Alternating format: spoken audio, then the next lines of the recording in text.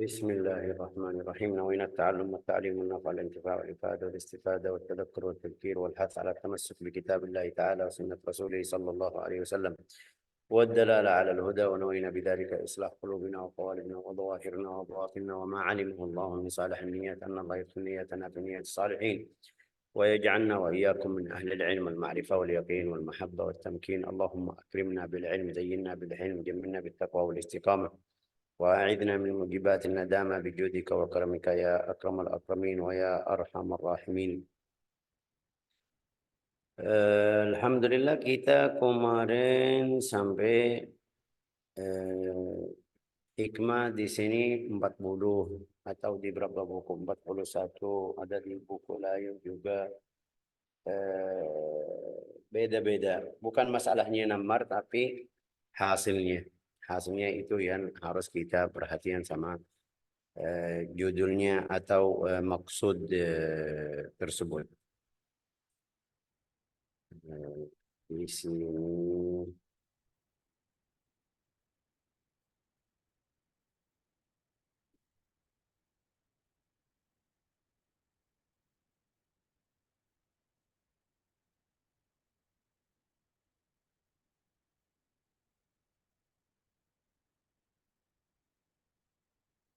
judulnya Husnul Dhan hari ini, hikmah 41 tentang Husnul Dhan.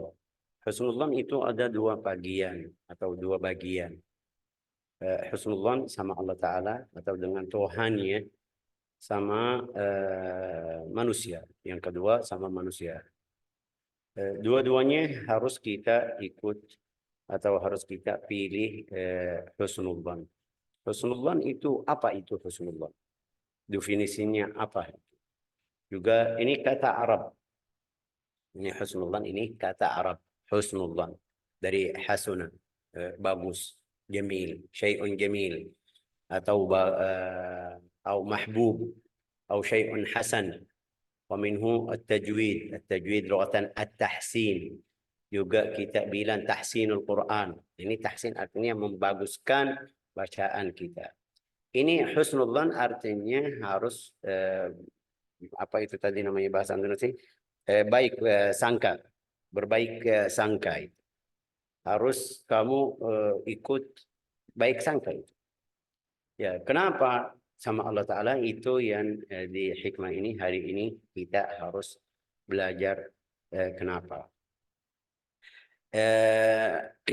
Husnul Dhanni billahi, Rasulullah SAW suruh kita di beberapa ayat. Juga Rasulullah puji orang yang sangka hatinya itu baik, sangka hati yang baik, sangka hati. Juga sifat orang mukmin selalu harus seperti itu, sama siapapun. Itu tadi sama Tuhan karena Allah Ta'ala cipta kita, karena kita hamba Allah Ta'ala, harus husnul dhan. Tapi sama hamba-hamba itu atau sama teman, mungkin bilang sama saudara, sama jamaah, sama masyarakat, sama orang muslim, sama juga orang non muslim juga yang di antara kita. Kalau kita tentang apa namanya ini seperti tetangga, sampai kita ketemu atau lihat atau muncul hal-hal yang tidak bagus. Biar kita faham juga husnul dhan itu apa, fikiran yang baik.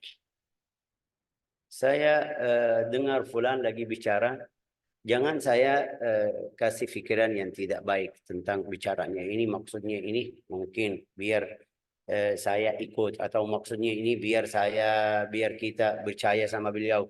Nanti besok ada itu su'dhan lawan husnul dhan itu berbaik sangka itu. La ilaha illallah. Husnul dhanni billahi itu mirip. Tapi bagaimana bisa husnul dhan, su'ul dhan atau husnul dhan sama Allah Ta'ala itu di sini yang kita faham maqamat orang aja, derajat orang sama Allah Ta'ala. Ada berapa macam? Di sini ada dua macam. Tapi sebelum kita masuk ke macamnya, kita faham husnul dhan dengan Allah Ta'ala. Husnul dhan dengan Allah Ta'ala itu setiap mukmin harus husnul dhan billahi azza wa jalla. Ya, kenapa? Karena nanti ini jelasnya di akhir hikmah ada.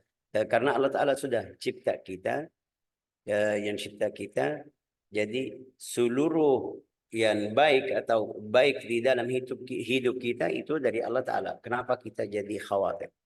Su'udzan itu harus kamu melakukan sama orang yang sudah pernah menipu kamu atau sudah pernah mungkin jahat sama kamu. Itu kita bisa bilang mungkin boleh hati-hati sama fulan, tapi sama Allah Ta'ala harus kita husnudzan atau berbaik sangka terhadap hadapan Allah Ta'ala. Husnul dhanni billahi wa husnul dhanni bi'ibadih, husnul dhanni billahi wa husnul dhanni bi'ibadih itu sifat yang mulia. Sifat yang bagus juga itu mungkin salah satu wasilah bisa hamba Allah Ta'ala jadi ahli surga. Ya. Kenapa? Karena kalau dia lagi sakit, di dalam keadaan atau lagi sakit, tapi di dalam hatinya itu berbaik, sangka hatinya dengan Allah Ta'ala atau di hadapan Allah Ta'ala. Bagaimana maksud Syekh itu? Dari tadi saya tidak paham. Itu fikiran yang bagus. Apa itu?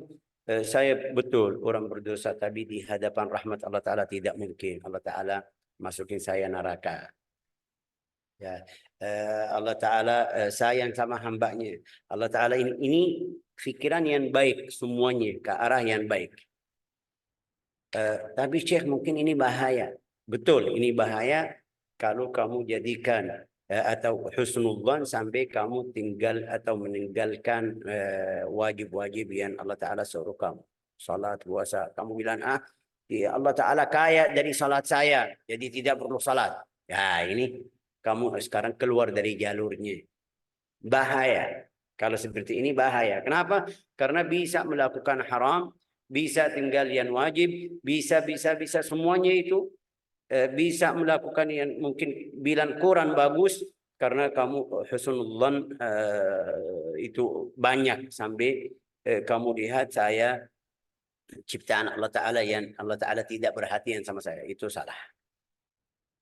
Jadi harus kita husnudzan tapi sama lanjut ibadah, puasa, zikir, salat,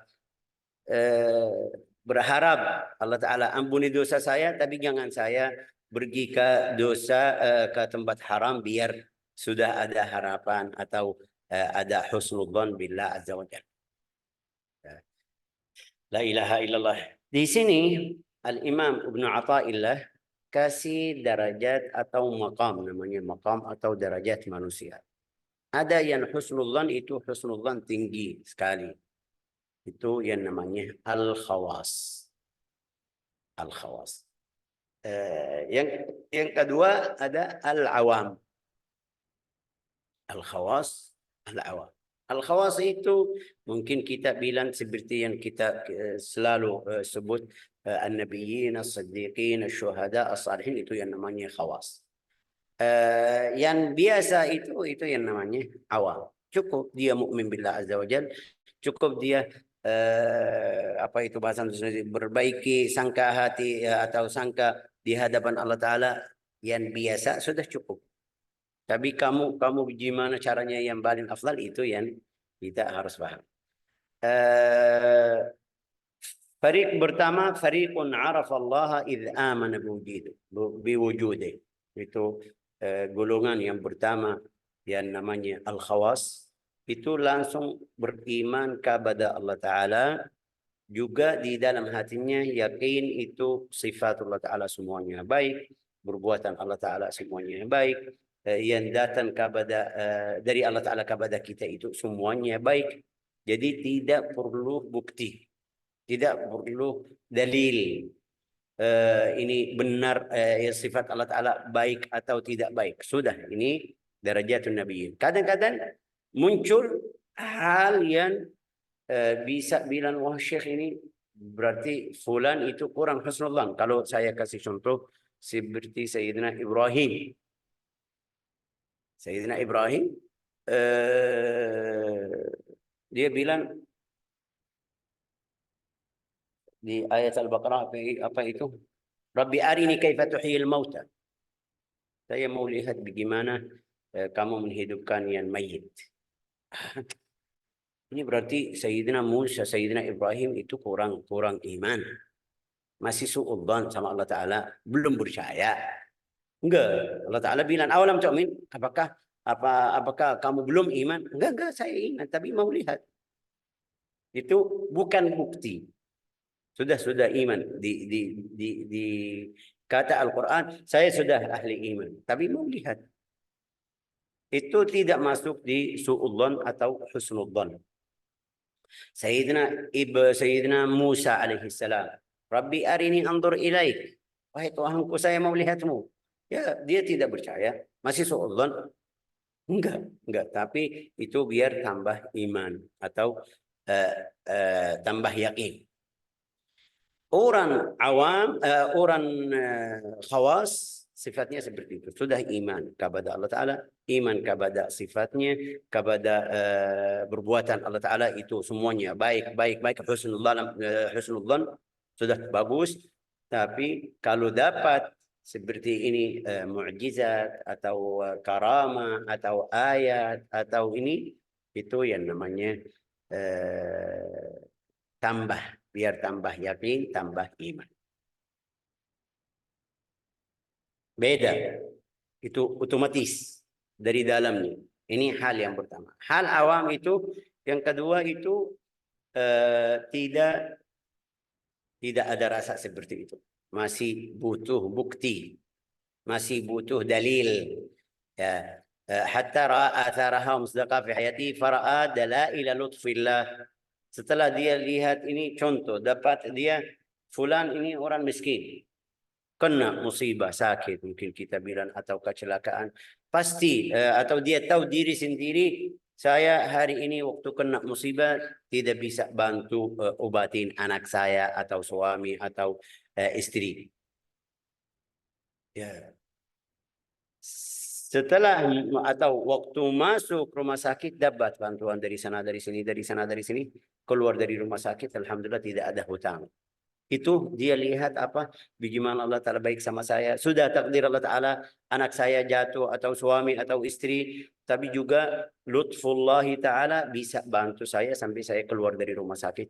Itu yang namanya dia lihat buktinya di hadapan matanya. Beda sama orang tadi. Orang tadi sudah tidak perlu bukti. Buktinya kalau datang ya terima tambah aja karena sudah imannya full. Juga kita lihat bagaimana itu artinya Rahman itu tadi apa?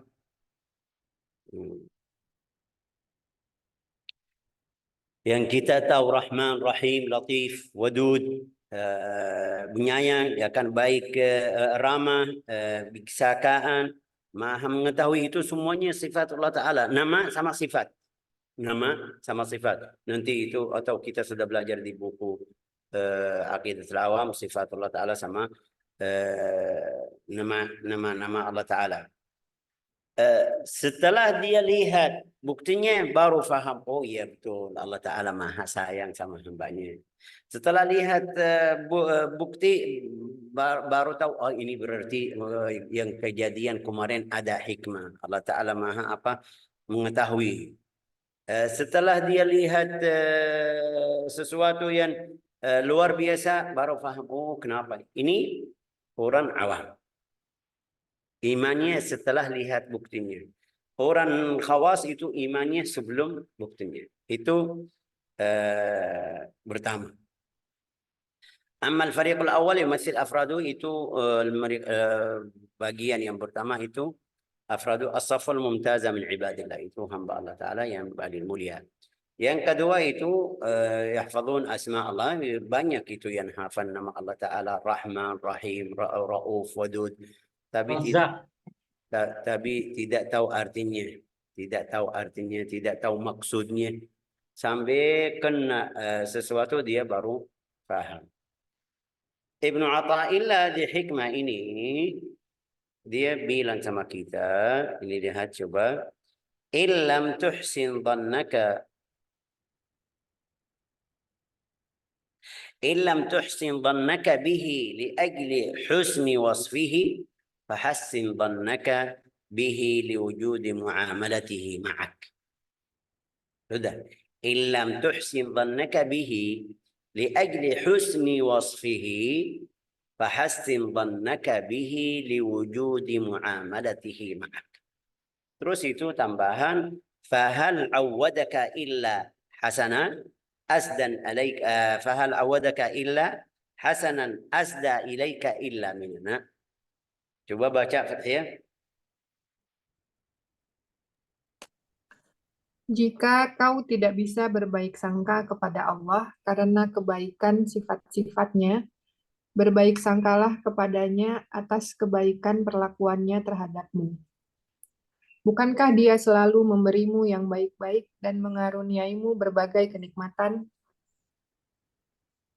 La ilaha illallah. Ini lihat. Kalau kamu tidak bisa masuk ke derajat yang pertama, itu yang husnudzan otomatis, ya kenapa mereka imannya kenapa mereka jadikan derajatnya makamnya seperti itu, karena mereka tidak perlu atau tidak minta dalil atau bukti. Mereka lihat sifat Allah Ta'ala otomatis itu dalam hatinya. Oke, kalau kamu tidak bisa ke situ, ya sekarang turun ke makam yang kedua. Itu yang mungkin bilang rendah dari tadi. Apa itu? Berbaik sangkalah kepada Allah karena karunia memberiannya kepadamu. Itu bisa terima, tapi kadang-kadang di dalam hati itu tidak bisa. Sampai ulama bilang di dalam hidup kita harus itu apa itu berbaik sangka itu sama takut dari Allah Ta'ala. Ini dua sifat juga berlawan. Tadi husnudzan, berbaik sangka, sama takut dari Allah Ta'ala. Orang yang pergi ibadah, salat, puasa, kenapa? Takut dari neraka. Bagus. Oke. Tadi kalau ada yang bilang, ya saya tidak mau salat karena tidak mungkin Allah Ta'ala apa itu siksa saya atau masukin saya neraka. Allah Ta'ala maha kaya dari saya. Itu ada banyak orang yang non-muslim yang kafir mungkin masukin neraka. Itu husnudzan, bagus. Sifatnya atau syarahnya betul masuk husnudzan. Tapi bahaya kenapa? Karena sampai kamu tinggal yang wajib. Lawannya itu takut dari Allah Ta'ala. Selalu takut. Sampai itu ada berapa orang sahabat sudah wajahnya kuning, badannya kurus, wajahnya kuning. Ya ada berapa sahabat. Kenapa dia takut dari Allah Ta'ala? Selalu takut. Ulama bilang rasa sangka itu, sangka hati atau sangka sama takut harus seperti sayap burung. Jangan satu panjang atau besar, satu pendek atau kecil. Kalau dua sayap, satu besar, satu kecil, tidak mungkin bisa terbang burung tersebut. Jadi orang mukmin sifatnya atau harus hidup di dalam keadaan seperti itu. Sangka hati atau sangka sama takut dari Allah Ta'ala harus seperti saya. Itu selama hidup. Sebelum wafat atau kalau sudah di mungkin kita bilang di sakaratul maut atau sebelum sakaratul maut atau penyakit yang mungkin kita bilang ya biasa yang sakit seperti itu sudah meninggal, harus paling banyak apa itu sangka lebih. Kenapa? Biar karena kamu sekarang dekat sama Allah Ta'ala, husnudzan billah. Harus husnudzan billah sampai Rasulullah bersabda, la yamutanna ahadukum illa wa huwa yuhsinudzan billah. Ya, jangan mati atau bilang apa itu? Kecuali atau sampai atau jangan mati sampai kamu atau husnudzan billah. La yamutanna ahadukum illa wa huwa yuhsinu dhannu billah. La ilaha illallah.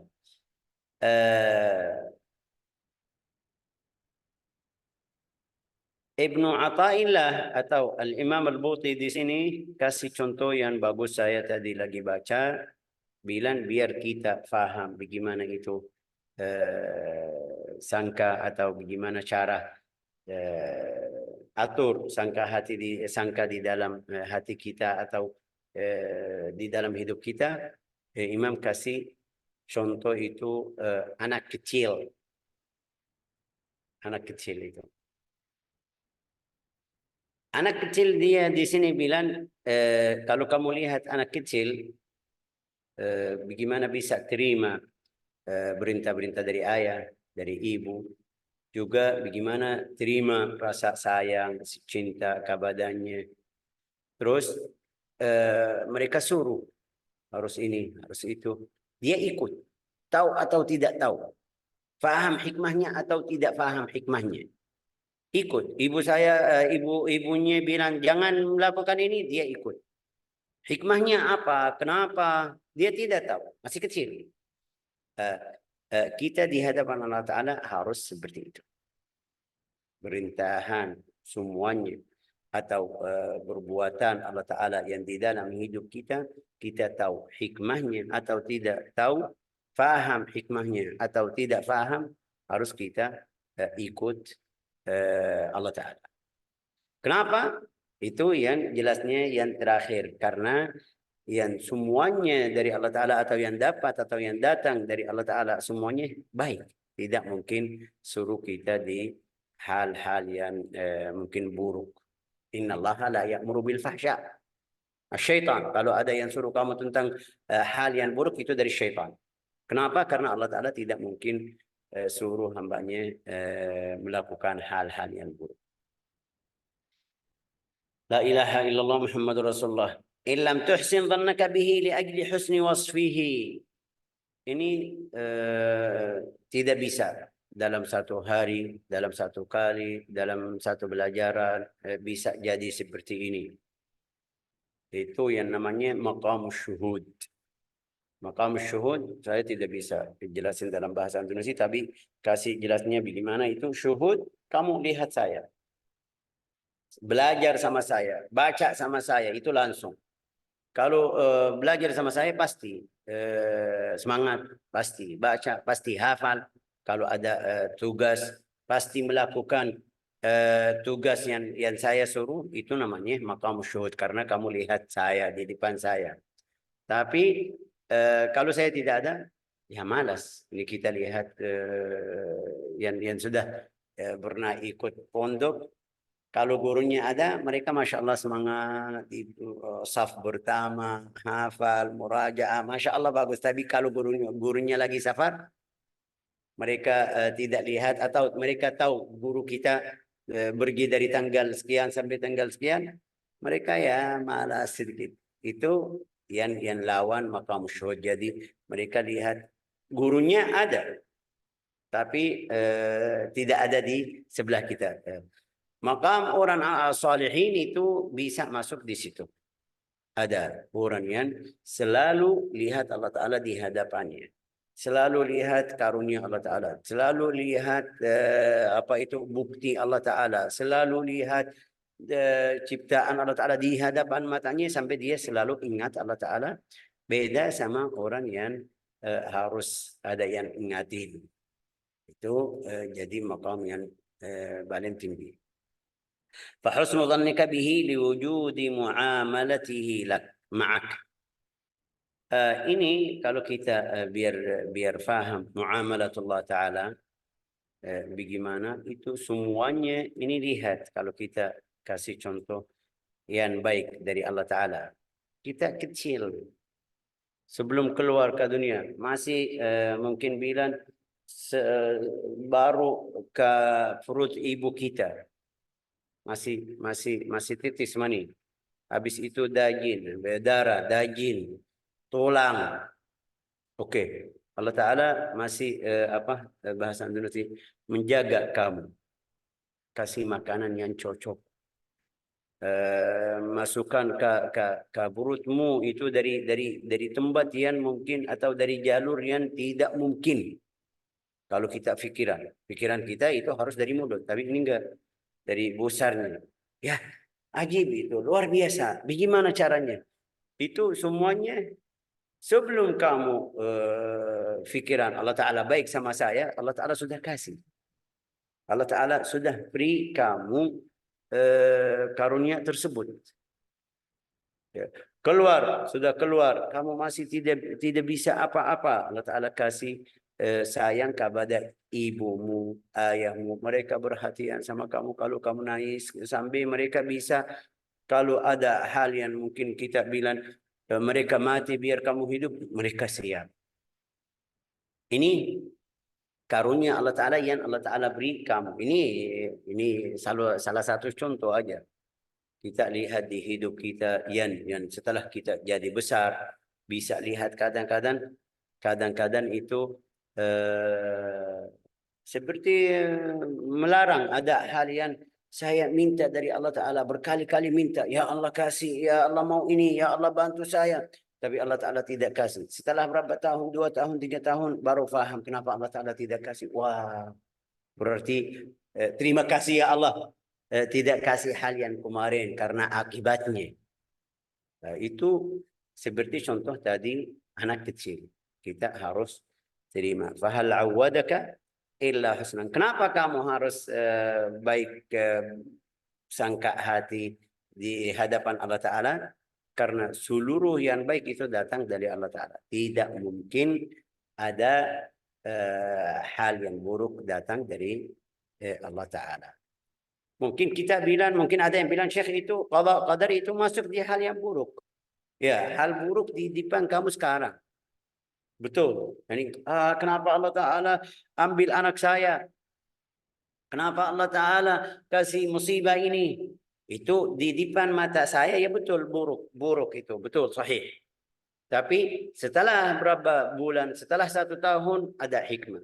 Setelah kamu pergi ke akhirat, lihat pahala-pahala yang Allah Ta'ala sedia kepadamu, baru faham, oh, alhamdulillah itu.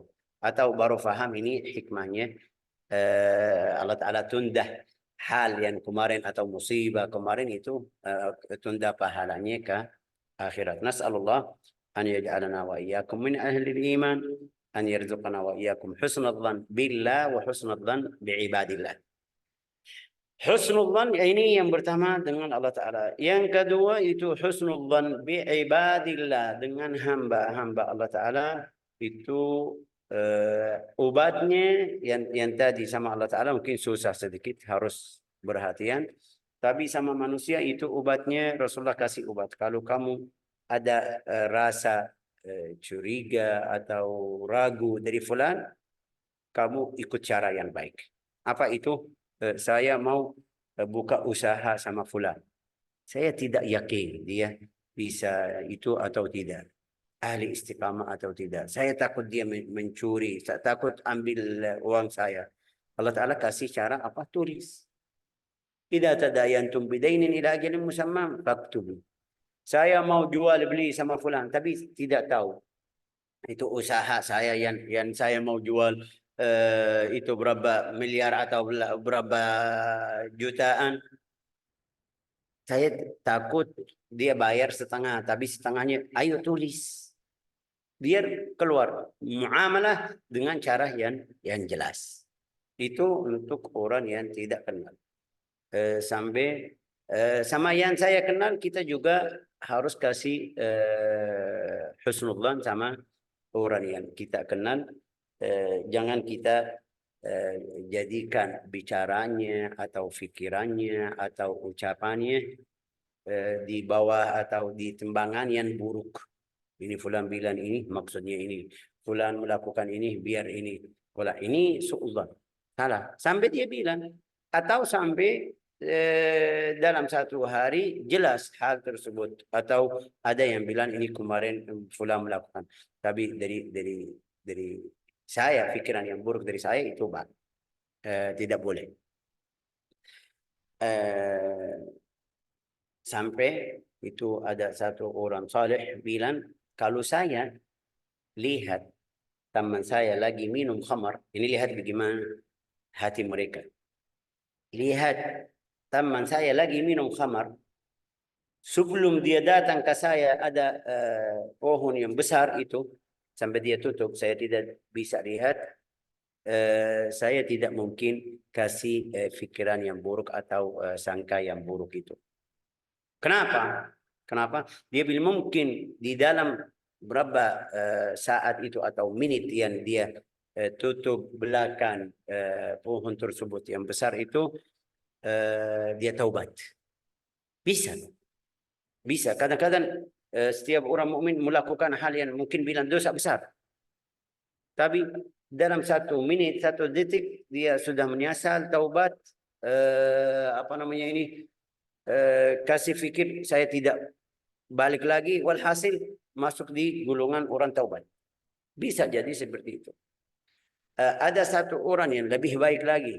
Dia bilang, kalau saya lihat jenggot teman saya lagi titis khamar, saya tidak kasih sangka yang buruk.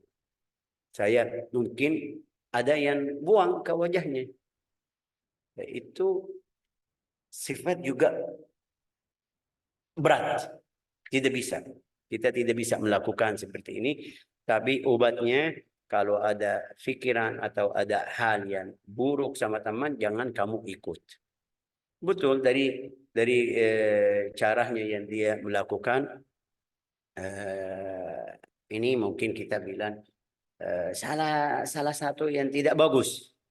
Tapi jangan kamu tanya sampai ini. Ini contoh biar kita, kadang-kadang saya pakai contoh biar teman paham. Ini fulan, saya lihat fulan sama fulan perempuan. Oke, lihat di mana? Di rumah makan. Jangan sampai saya cari-cari. Setelah rumah makan mereka pergi kemana? Tanya, cari. Fulan kemarin sampai saya tahu mereka pergi kemana. Salah, jangan apa ikut ke situ. Ya, husnudzan mungkin ini mau ada perjanjian, mungkin ada apa namanya ini hal yang mereka lagi, mungkin ada kerja, mungkin itu husnudzan. Suudzan kalau kamu cari sampai tahu mereka pergi kemana, melakukan apa, itu harus kita jauh dari pikiran seperti itu. Sampai Rasulullah bersabda, wa idza dhananta fala tuhaqqiq. Kalau ada pikiran seperti ini, jangan kamu pastikan. Saya lihat fulan pergi ke sana mau mencuri. Jangan kamu ikut-ikut sampai lihat. Ya, wallahu a'lam. Ja'alana Allah wa iyyakum min ahli al-iman, razaqana wa iyyakum husnul dhann billah wa bi'ibadillah. Innahu akramul akramin wa arhamur rahimin walhamdulillahi rabbil alamin.